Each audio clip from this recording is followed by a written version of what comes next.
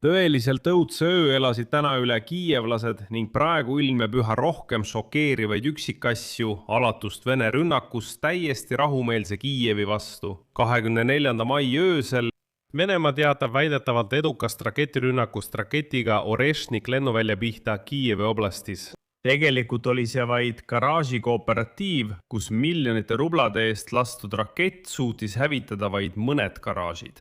Lisaks teatas Kreml, et väidetavalt hävitas Ukraina relvajõudude maavägede juhtimishoone Kiievis, mis on juba mitu kuud tühjana seisnud. Samas on sotsiaalvõrgustikud täis kaadreid sihitud, rõhutan, sihitud Vene raketirünnakutest elumajadele, koolidele, Tšernobõli muuseumile näiteks Kiievis. Ja eriti kõnekaks kättamaksuaktiks, nagu seda Kremlis nimetati, sai kaubanduskeskuse ja turu hävitamine Lukjanovkas, Lukjanskis. Siin on selle küünilise venelaste rünnaku tegelikud tagajärjed, kuid kõige kõnekam on see, et Venemaa tegi end taas lihtsalt naeruväärseks. Ülikalli ja väidetavalt tipptasemel raketi Orešnik kasutamine tõi kaasa vaid garaažide hävitamise ega üllatanud enam kedagi. Vaatame selles saates koos üle kõik öise rünnaku tagajärjed Kiievile ja kahjuks mitte ainult sellele. Minu nimi on Aleksei Petši, arutame seda teemat koos. Aga enne kui alustame, palun tellige see YouTube'i kanal. Pange sellele saatele like ja kirjutage selle video alla mõni pikem kommentaar. Olen teile selle eest väga tänulik. Ja lisaks sellele tellige minu Telegrami kanal Petši News. Link sellele on selle video kirjelduses. Seal avaldame operatiivseid uudiseid kohe, kui need saabuvad. Alustan seda saadet sellega, millega täpselt Venemaa Ukrainat ründas. Ööl vastu 24. maid andis Venemaa Ukrainale massiivse kombineeritud löögi, kasutades ründedroone. Õhu, mere ja maismaa põhised raketid. Peamine löögisuund oli Kiiev. Kokku registreerisid Ukraina relvajõudude õhujõudude raadiotehnilised väed 690 õhurünnaku vahendit, eelkõige 90 raketti ja 600 erinevat tüüpi drooni. Eelkõige on see üks keskmise tegevusraadiusega ballistiline rakett Orešnik, mis lasti välja Venemaa Föderatsiooni Astrahani oblasti Kapustini jaarist. 2 aeroballistilist raketti, H-47 M2 Kinžal raketid, stardipiirkond, Venemaa Föderatsiooni Lipetski oblast. 3 laevatõrje raketi Tsirkon, stardipiirkonnad, okupeeritud Krimm ja Venemaa Föderatsiooni Kurski oblast. 30 ballistilist raketi Iskander M ja S-400, mis lendasid Brjanski, Kurski ja okupeeritud Krimmi piirkonnast. 54 tiibraketi H-101 Iskander K ja Kalibr, stardipiirkonnad, Vologda, Kurski oblastid, Venemaa Föderatsioon ning Musta mere akvatoorium. Lisaks saadeti Ukraina suunas 600 ründedrooni tüüpi Shahed, Kerbera ja Talmas, uitmoona Banderol ning imitaator-droon tüüpi Parodia. Õhutõrje poolt tulistati alla või suruti maha 604 sihtmärki, neist 55 raketti ja 549 erinevat tüüpi drooni. Lisaks ei jõudnud 19 vaenlase raketti tõenäoliselt sihtmärkideni. Kokku registreeriti 16 raketti ja 51 ründedrooni tabamused, 54 asukohas ning alla tulistatud droonide kukkumine 23 asukohas. Kiievi rünnaku kaadrid, mis ilmusid võrku 24. mai hommikul, on tõesti oma ulatuse poolest šokeerivad. Ja edasi soovitan neid vaadata ilma kommentaarideta.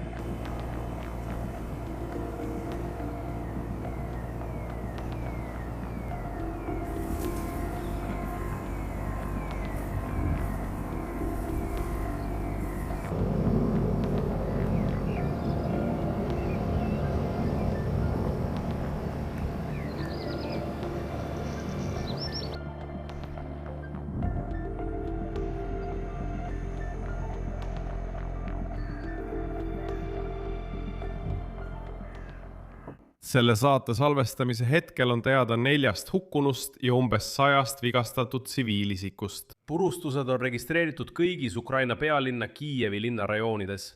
Darnõtskõi rajoonis sai kahjustada ühiselamu, Desnjanski rajoonis supermarket ja kaubanduskeskus. Samuti tabasid droonid, raketid ja nende rusud elamu kõrghooneid.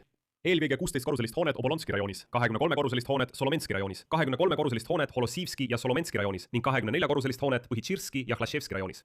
И 20-этажку в Печерском районе. Lisaks said 2 maja, 2 kooli ja büroohoone kahjustada pealinna Ševtšenko rajoonis.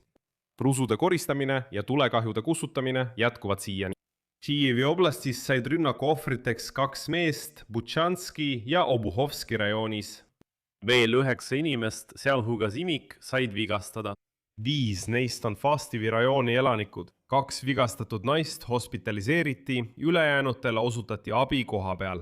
Ja siin on näha pealinna kaadritelt, et Vene sõjaväelased andsid sihilikud lööke tsiviilasulate pihta. Kaadritel on selgelt dokumenteeritud, kuidas need raketid sihilikult ründasid elumaju, poode, ettevõtteid ning haridus- ja tervishoiuasutusi.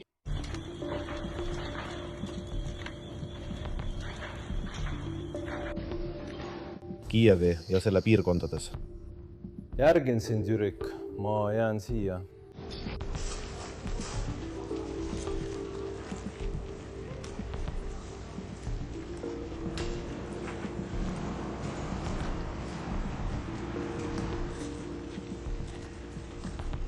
No siin see teil on.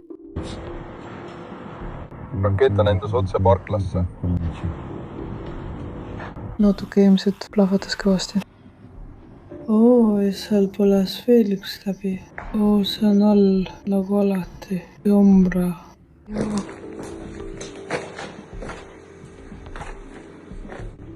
Kellegi tuleb hea hommik. Ja seal on auto minu miniklubis. Tuletab meelde, et me sinna ei sõida. Võt.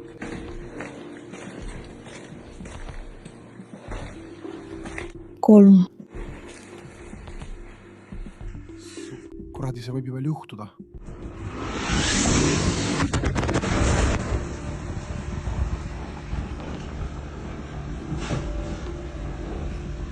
Kõige silmapaistvam venelaste rünnak oli rünnak Lukenivka vastu. See on Kiievi linnaosa. Juba öösel ilmusid internetikaadrid Lukenivska metroojaama maa-alusest jaamast, kus plahatuse laine tõttu sai eskalaator kahjustada ja jaama laest hakkas krohv alla kukkuma. Aga hommikuks sai selgeks, kuhu täpselt venelased lõid, sest üleval maa peal põles maani maha turg, kus vanaemad müüsid oma aias kasvatatud puuvilju ja köögivilju. Piirkonnast põles täielikult maha kaubanduskeskus Kvadrat. Ilmselt oligi see venelaste tegelik kättemaksu sihtmärk. Venelased teatasid samuti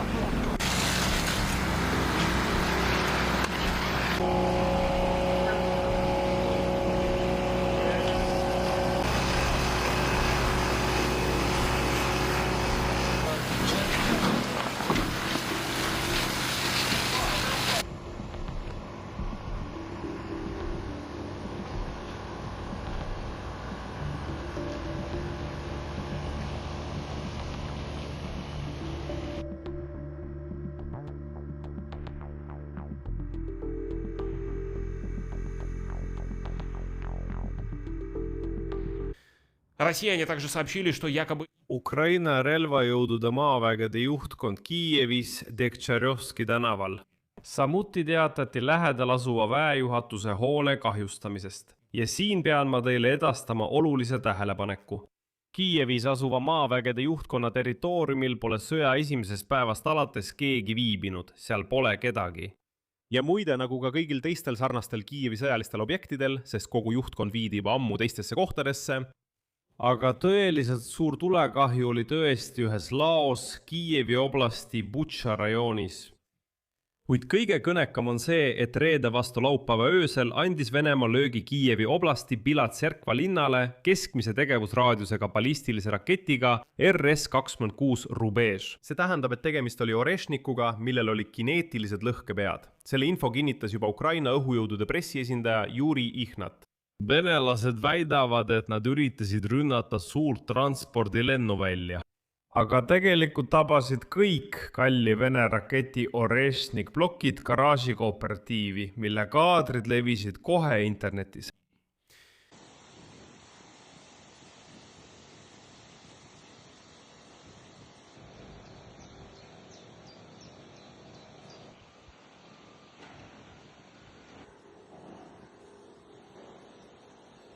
Seda rünnakut kommenteeris juba Ukraina president Volodõmõr Zelenski ja ma lihtsalt tsiteerin teda. Putin ei suuda isegi sõna uraa enam korralikult välja öelda. Ta pobiseb ja ikka veel võidab oma rakettide veelumaju. 3 Vene raketi veevarustuse objekti pihta põletas maha turu, 10 elumaju sai kahjustada, mitu tavalist kooli sai kannatada, lasi oma Orešniku välja Belja-Tserkovile. No tõesti ebastabiilne inimene. Kui te jäite sellest ilma, siis saate lõpus näha, millest täpselt räägib Zelenski, kui ütleb, et Vladimir Putin ei suuda enam normaalselt. Isegi sõna ura ei suuda ta valjut välja öelda. Nii, et nad kuuleksid 3-kordset ura.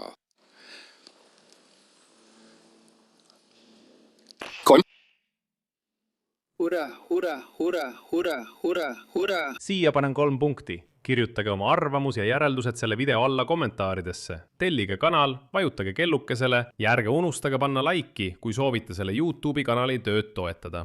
Seda saab teha ükskõik millise ametusega selle video all olevate linkide ja rekvisiitide kaudu või teie ekraanil oleva QR-koodi abil. Sellega on kõik, hoidke end ja kõike head!